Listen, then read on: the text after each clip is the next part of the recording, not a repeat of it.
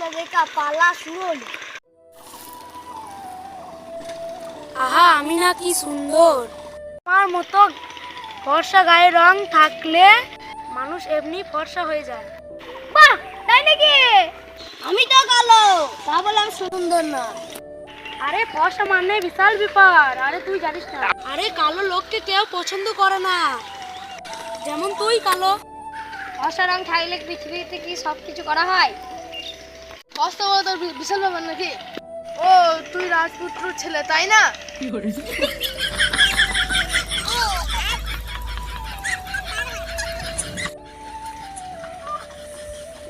তোর মুখের রং কি দুধের মতন?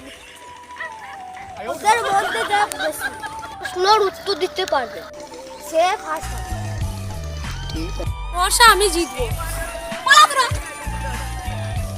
দেখি তুই গায়ের রং দিয়ে কিভাবে জিততে পারিস।